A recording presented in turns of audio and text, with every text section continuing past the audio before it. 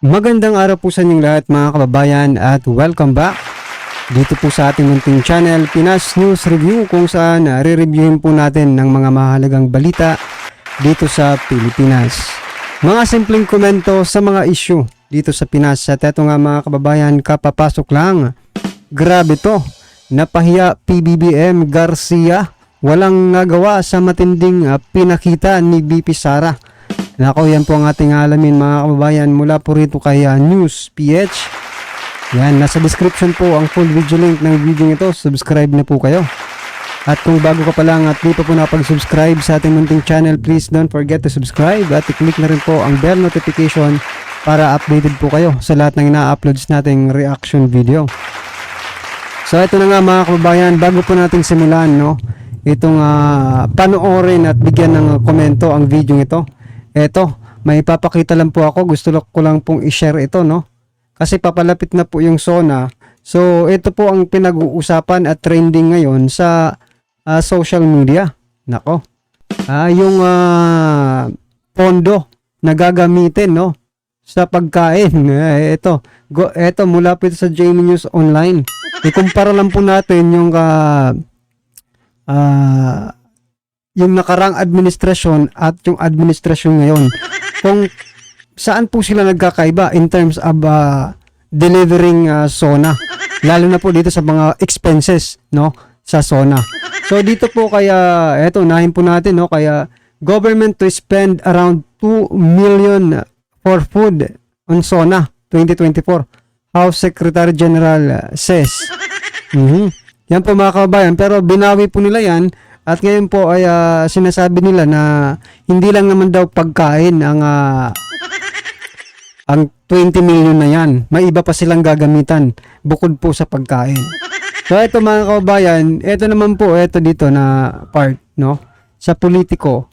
Ito po yung handa or yung ginastos naman ni dating Pangulong Duterte. Nako, ito po, balot, taba ng talangka, crispy chicken skin, on 200,000 menu for Duterte SONA. So yan. Kung sasabihin nating 200,000 lang din yung ipapakain sa attend diyan sa SONA ngayon, sa administrasyon ngayon. So may natitira pa rin pong 1.8 million. Ay 18 million, 'di ba? 200,000 lang ito. Diba? 18 million 800,000. Ganun ba? Yun po ba? Tama po ba mga kababayan? 18 million 800,000 pa ang matitira. Saan kaya nila gagamitin yan? Napakalaki po ng discrepancy. Diba? Samantalang nung panahon na yon, mukhang may COVID na yata yon. May COVID na ba yun mga kababayan? Kung wala pa, mabuti naman. Nung kapanahon ng 200,000 lang yung budget, dyan sa pagkain ng SONA. May mga nagsasabi nga dito sa mga comment mga kababayan na deserve daw nila yan. Deserve daw nila uminom ng mamahaling wine and steak. Nako naman, mga karbi natin, Alam nyo po, kasi pwede rin naman silang hindi na kumain. Diba? Mayayaman naman ng mga ito Pero ganun pa rin, malaki pa rin po ang discrepancy at hindi po natin maiwasang maikumpara, Kasi ang laki po ng 20 million, Napakalaki po ng 20 million bilang gagamitin dyan sa SONA. Lalo na sinasabi sa una, pagkain ang paggagamitan yan. Well, anyway mga kababayan, naman po ang inyong reaction dyan, i-comment na lang po sa baba. Siningit lang po natin yan kasi gusto ko lang ikumpara, kung at ano ang masasabi nyo. Gusto ko lang ikumpara yung Duterte at Marcos administration in terms of holding SONA, di ba? Kasi magtataka ka talaga mga kababayan, di ba? Grabe naman po yung 20 million. Pero ito na mga kababayan, about naman dito kaya Governor Gwen Garcia. No, eto pakinggan at panoorin natin at bigyan natin ng komento ang video ito. Eto na po. Si Presidente Bongbong Marcos, no, na pinangunahan ang pagbubukas ng palarong pambansa doon sa Cebu.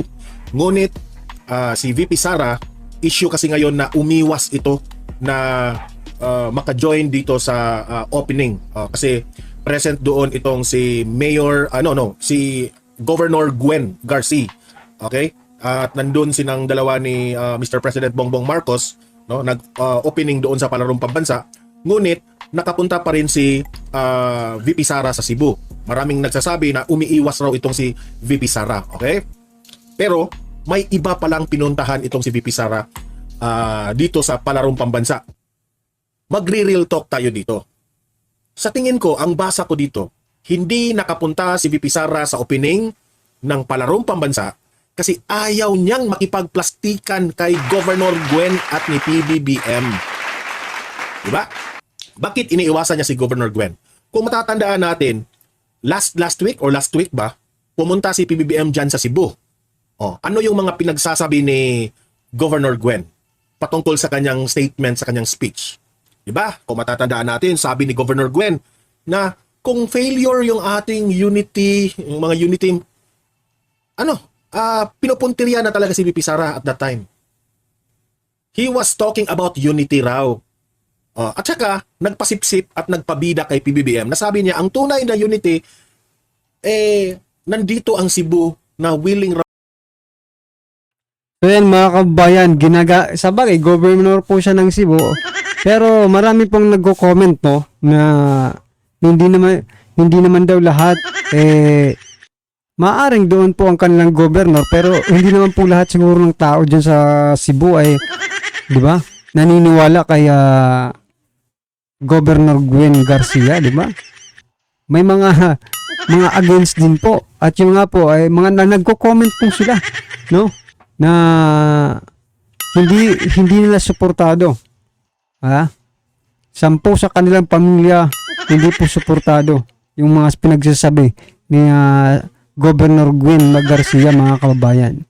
So, meaning kahit magsabi po ang isang governor, no, ng ganito, dito ako susuporta, maybe yun po ang opinion niya, not for the whole Cebu City, di ba? Yun lang po siguro yung sa kanya. Yung malay natin, mag-isa na lang pala siya.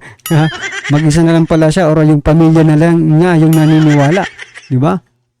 O kasi marami pang nagko-comment na taga Cebu na hindi naman daw dahil sa sinuportahan ni Governor Gwen Garcia si PBBM ay doon na rin sila. Nako po. Raw sumuporta kay PBBM as unity. So syempre, si VP Sara, kung laliman niya ang kanyang utak, anong ibig sabihin ni Gov Gwen? Nilaglag niya si VP Sara doon. Walang problema kasi opinion mo yan. You have your choice, mas pinili mo si PBBM, okay, walang problema. Kaya iniiwasan ni VP Sara, opinion ko yan iniiwasan niya itong si Gov Gwen, pati itong si PBBM. Ayaw niyang makipagplastikan. May payakap-yakap ka pa noon, Gov Gwen, kay VP Sara, yun pala plastikan yun lahat. Nagtatanong lang. Pero, ang mahalaga, doon pumunta si VP Sara sa mga na-injured nating mga athletes. Nakakatulong. Alam niyo mga kababayan, no? Ang mahalaga diyan, yung mga Cebuano. Ayan yung mahalaga diyan, yung mga Cebuano. Kung ano ba talaga yung sa loobin nila, di ba? Kung sila ba ay natutuwa sa mga nangyayari ngayon sa ating bansa, sa nararanasan nila na mga mahal ang mga bilihin, napakahirap makanap ng trabaho, ano pa, di ba? Yan po ang importante diyan. Kung ano po yung sa loobin ng mga Cebuano.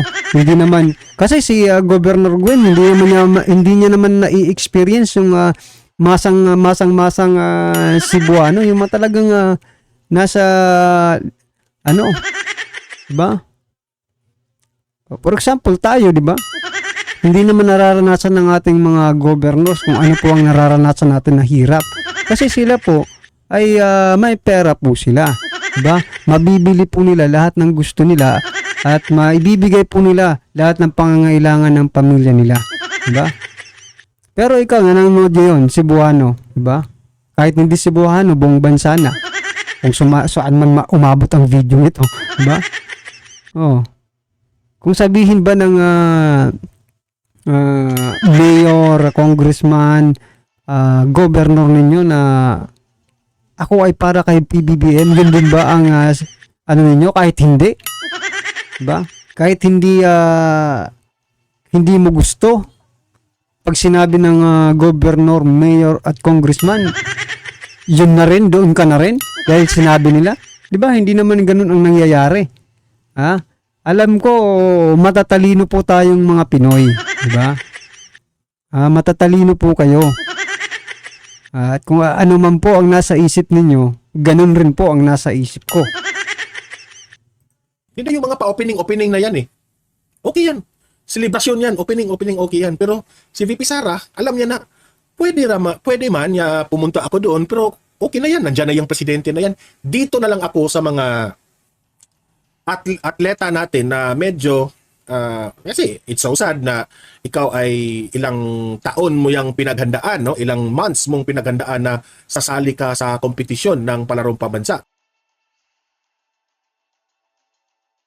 So yan mga kababayan, wala nang plastikan, no? Hindi na nakikipagplastikan ito. Ito na ang totoong VP Sara, no?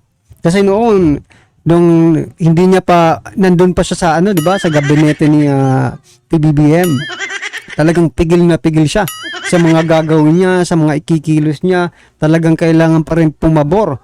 Pumabor yung mga gagawin at ikikilos niya sa presidente. Pero ngayon po mga kababayan, nakakatuwa at palakpakan po natin, no? Kasi gumagalaw at gumagawa na po ng mga aksyon si VP Sara na hindi na kontrolado ng ating Pangulo or hindi na ma-i-impluwensyahan ng ating Pangulo. Kasi eto, oposisyon na po talaga ang dating nito. At natutuwa po ang marami nating kababayan dahil po dito, no? Dahil sa wakas maipapakita na rin ni VP Sara kung sino ba talaga siya. Nang walang ka-plastic, di gaya po nitong gobernador ng Cebu City, di ba? Napaka-plastic kasi nung una talaga, gaya ng sinasabi dito kanina, payakap-yakap pa kay VP Sara. Ganyan pala well anyway mga kababayan, ano man po ang inyong reaksyon, komento o kritisismo patungkol po sa video nito ay comment lang po sa baba para at least alam po ng ating mga kababayan ang inyong opinion patungkol dito. Right? Maraming salamat po.